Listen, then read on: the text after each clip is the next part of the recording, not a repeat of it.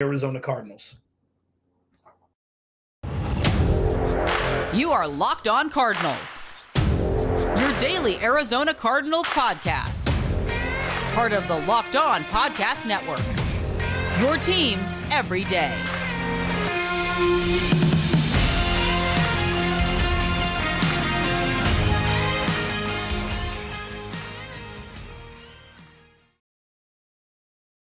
Post-game reaction podcast following an Arizona Cardinals game for the 2022 season. I wish it'd be a little bit more fun to enjoy than it may be. Alex Clancy, Locked On Cardinals. Follow me on Twitter at Clancy's Corner. Follow the podcast at Locked On AZ Cards. I'm live on YouTube and Twitter Spaces.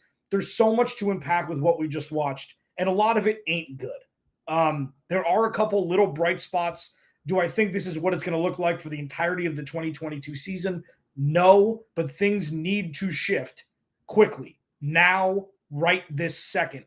Follow the podcast at Locked On AZ Cards. Please subscribe to the YouTube channel as well. As I did today, I'll be doing a halftime show at halftime of every game this season on Twitter Spaces and YouTube. I'll be doing a post-game show as well. Let's rip the Band-Aid off, because I said when this season started, I said this entire offseason, this is going to be a Band-Aid rip-off season for the Cardinals. Positive, negative, don't know what's going to happen yet. But what we do know is we're going to find out. The Arizona Cardinals will be exposed, whether it be positively or negatively. Is Cliff Kingsbury a good head coach? Is Kyler Murray the real deal? Is Steve Keim able to put together an actual roster? Is Byron Murphy worth another contract? Is Isaiah Simmons good? Is Zaven Collins an NFL player? Can Budda Baker and Jalen Thompson actually carry the load for this defense that's inferior talent-wise? Is Hollywood Brown a wide receiver one? Is this offensive line going to hold up? Will DeAndre Hopkins come back and make an impact? Like, all of these things we know less about now than we did going into week one. And that's a worry for me. Sure, there's a negative slant on this game, absolutely, and there should be. The Cardinals got absolutely owned by a team with Super Bowl aspirations. This isn't necessarily a litmus test for the future. It's not, because it's week one. Week one's weird. Kyler Murray and a bunch of the offensive skill position players didn't play in the preseason. Like, you could use that excuse. The Cardinals went to Tennessee and did this to Tennessee week one of last year, and then Tennessee ended up being the 1 seed in the AFC. The NFC is very top-heavy. There's plenty of room for growth here for the Cardinals, and probably the most beneficial thing for the Cardinals is what the Rams and the 49ers did before the Cardinals played today, because unless Seattle pulls off a miraculous upset at home against Russell Wilson and the Broncos, all four teams in the NFC West are going to be 0-1. So it's going to be like, well, start over next week. But today was a portrait of an organization without urgency, without leadership, and without any real semblance of understanding how much growth they need to become a deep playoff team. There's kind of this disconnect where they're Uncle Ricoing it, if I can say that. I'll bet I could throw a football over that mountain. In high school, if the coach would have put me in, we would have won state. The Cardinals are looking at week 5 of 2021 as the place of where they are now. Zero heart, zero leadership, zero any sort of real redeeming quality by the Arizona Cardinals today. And that is very scary. This is supposed to be the game at home, 2022 opener. This is supposed to get your Kajingas all rattled. This is supposed to get you higher and more hyped than anything you've seen this offseason. And with starting from Kyler Murray down, Kyler's not without fault here. Like, people think that I just, anoint him perfect. I don't. And also, he is the head of the snake in a cog that is the definition of insanity. So sure, maybe he's on the field the poster child of this, but in no way does he share all the blame. So and listen, thanks for hanging out. Like, I know that this is not ideal. I would love to talk about this in a positive way. Unfortunately, this is everything that I've said this offseason will happen if this offseason goes exactly the way this offseason went. The defense will not be prepared. The offense will have to adjust to that and be forced to score touchdowns every drive because the defense can't stop anybody. And lo and behold, that's what happens.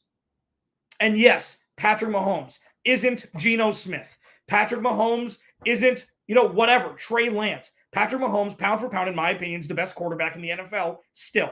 You can take your Justin Herbert, you can take your Josh Allen, it's pick your poison. I'll still go Patty Mahomes 100 times out of 100 because I've seen it. Because I've seen it at the highest level. I've seen him win.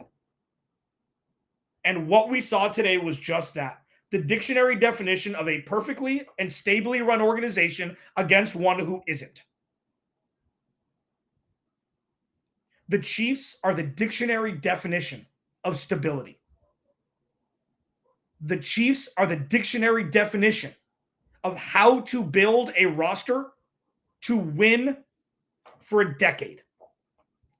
The dictionary definition of leadership from the front office and the head coaching staff, or the coaching staff as a whole.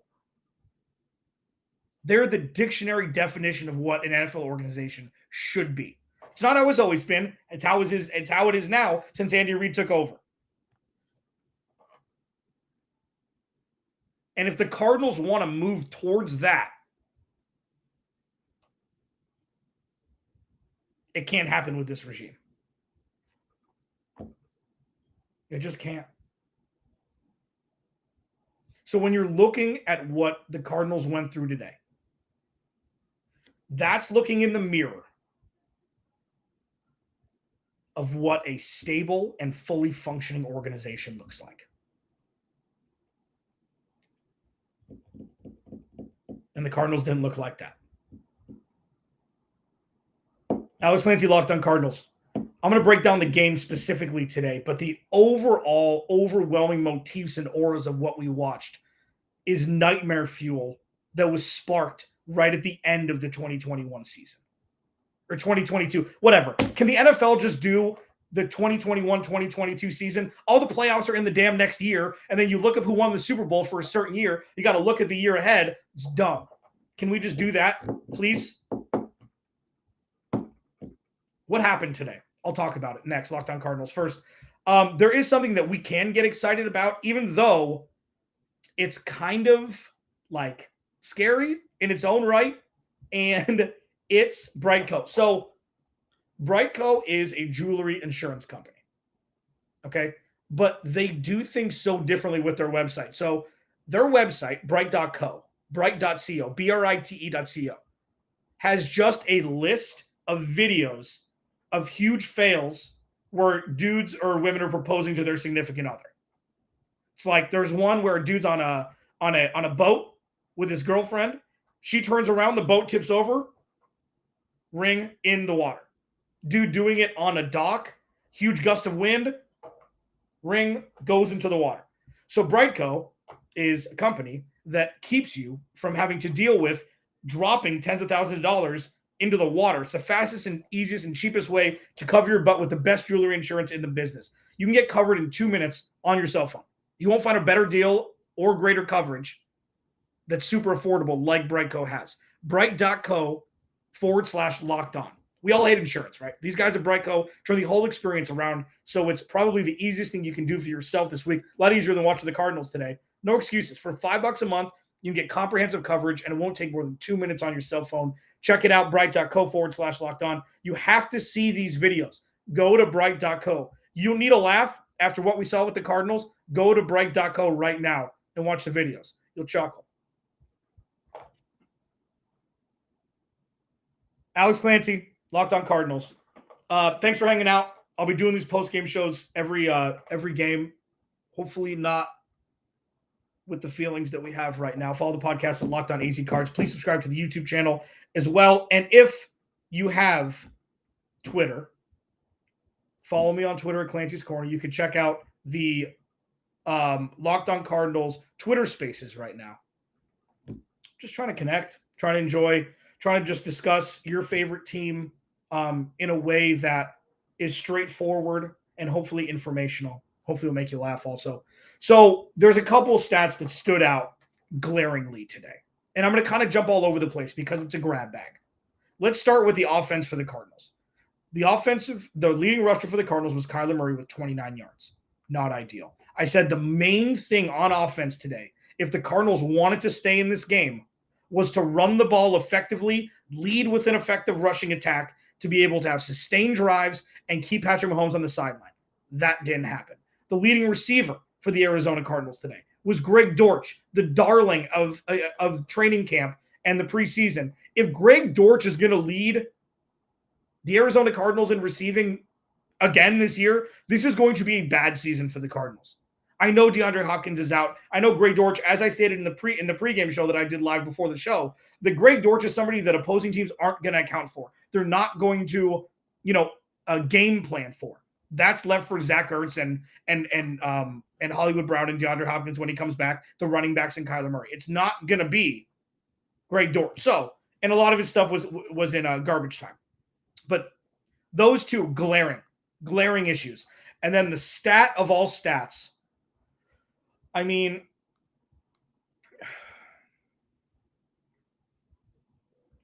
the Chiefs went to third down 8 times today, and they had 33 total first downs. That means that out of all of their drives today, when they were on the field for 30 minutes, I think, 34 minutes, almost 35 minutes, they only got to third down 8 times. That is a defensive failure. I don't care if it's the Chiefs. I don't care. And this is difficult.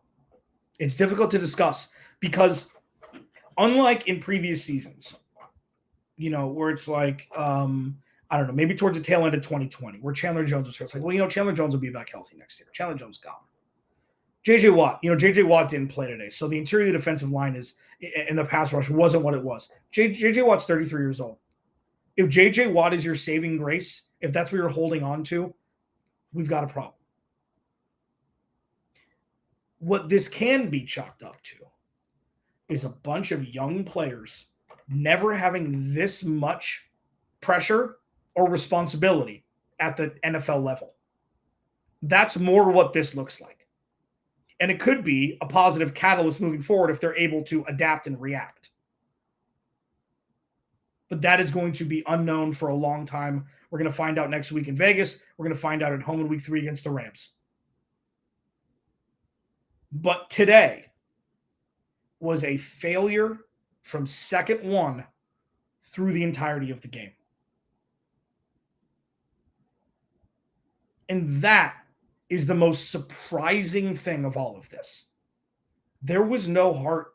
There was no passion. There was nothing. There was one drive in the first half. 5.5 minutes sustained drive. The Cardinals looked good. The offense looked good. It was humming. Kyler Murray had the great play call by Cliff Kingsbury with the design quarterback draw, delayed quarterback draw that set up the James Conner touchdown. That was great. That was Cardinals football from last year. And then you realize the strain that's put on the Cardinals offense because the defense can't stop anybody at all. Cannot. And I don't know what else there is to say. Nobody looked good on defense. Budda Baker had a couple good tackles. Marco Wilson looked lost. Byron Murphy was not impactful. Isaiah Simmons got beat multiple times. Zaven Collins looks like he does not belong on an NFL field yet. Marcus Golden got behind the line of scrimmage a couple times, which was good. Saw nothing from Cam Thomas, nothing from Dennis Gardeck. Well, Dennis Gardeck knocked the ball out from Juju Smith-Schuster for the fumble and the turnover where the Cardinals needed it, and then proceeded to have the ball for 16 seconds, go for it on 4th down, not get it, and then Harrison Butker came in. Willis readed it from 54 yards to put the Chiefs up 16 going into halftime.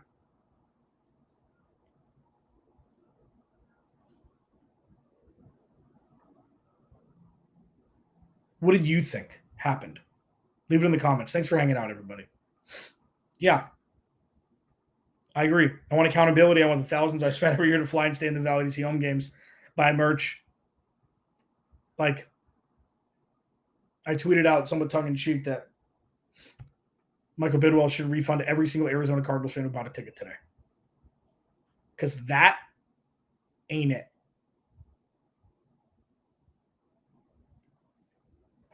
What does this look like moving forward? What are things that we saw today that you can bank on in some capacity moving forward? I'll find some, I promise. But all in all, just a little bow on what we watched. You hope that was week one rust, because you can make that claim for sure. If you're an absolute, if you're a sensationalist, you can make the claim that was a team didn't play together this offseason and just pretty much punted on week one, inadvertently. They're like, you know what? Chalk that up to no offseason. Chalk that up. Wash your hands of it. Going to Vegas next week. Getting a W. The Cardinals play like this next week. The Raiders can do the same thing. What are the redeeming qualities? What did I see that stuck out to me that gives hope for the rest? And I'm not saying the season's over. That gives hope, starting tomorrow. What are some things? There are a handful of things. This is not a fully negative podcast. But all in all, the Cardinals got absolutely punished on their home turf in a season for redemption after what we saw during the second half of last season. Alex Clancy, Locked On Cardinals. I'm going to lighten the mood, baby. I'm going to lighten it up on a Sunday afternoon. Yeah. Next. So there is another thing that I'm very happy about here. And it's not that. It's this. PrizePicks is one of our newer sponsors, okay? So today, if you went to prizepicks.com or downloaded the app and you saw the over-under for Cardinals, different for different lines, whether it be Hollywood Brown's receiving yards or receiving touchdowns, James Conner's rushing yards, James Conner's rushing touchdowns. PrizePicks makes it so easy to put a little cheese in the game when it comes to just yards, to just different statistics. They'll set a line, you pick over under, you can put 2 to 5 and 2 to 5 choices and parlay it, went up to 10 times your money. Okay, you're not competing against other people. It's just you versus the PrizePick projections. Okay, you do projections for any sport: NFL, NBA, MLB, NHL, PGA, college football, college basketball, women's college basketball, soccer, WNBA, esports, NASCAR, tennis, MMA, boxing. You get the idea. Entries can be made in 60 seconds or less. You just go to the game you want.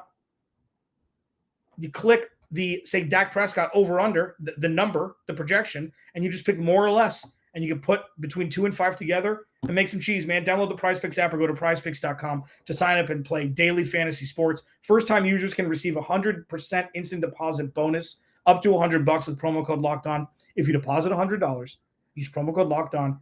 PrizePicks will give you $100. Don't forget to enter promo code Locked On and sign up for an instant deposit match up to $100.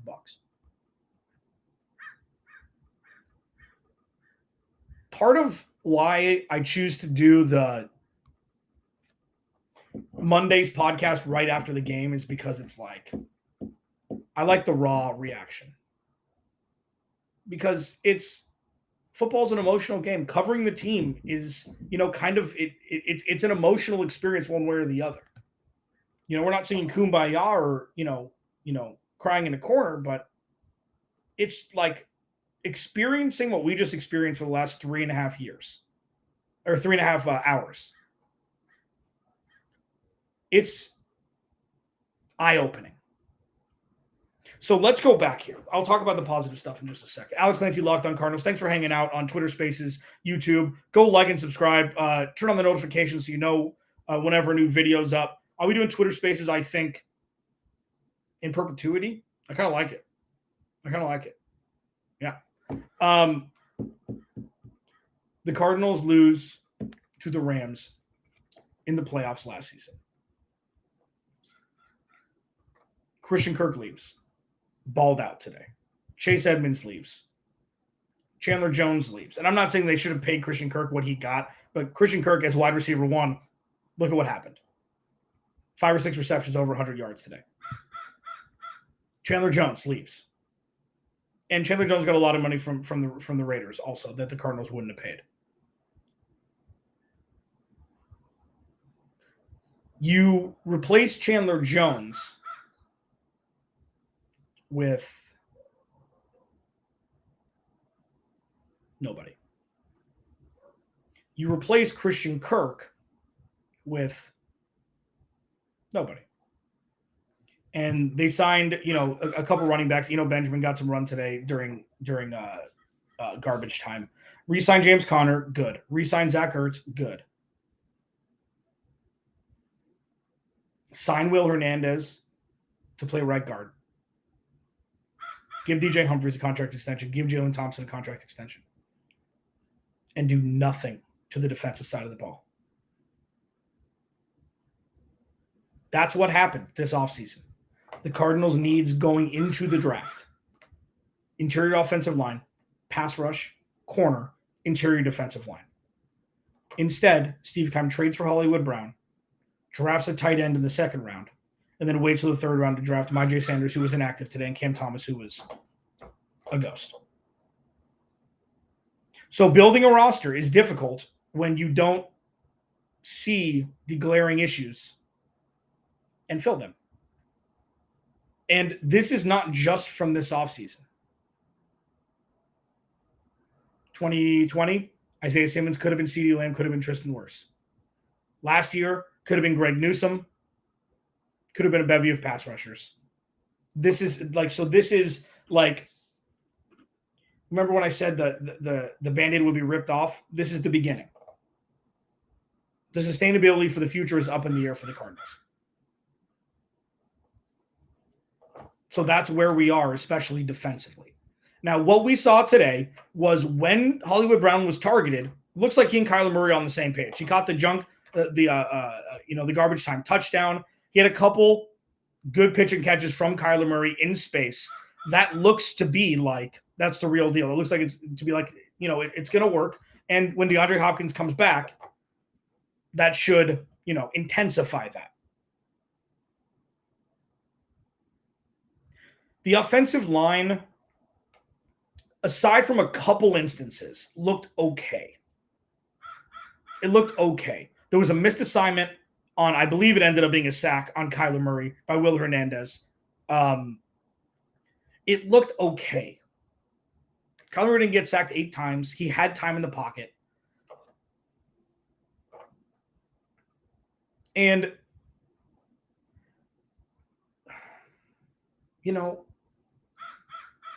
I think that's it. I think that's it. Like, I don't see Kyler Murray didn't play well today.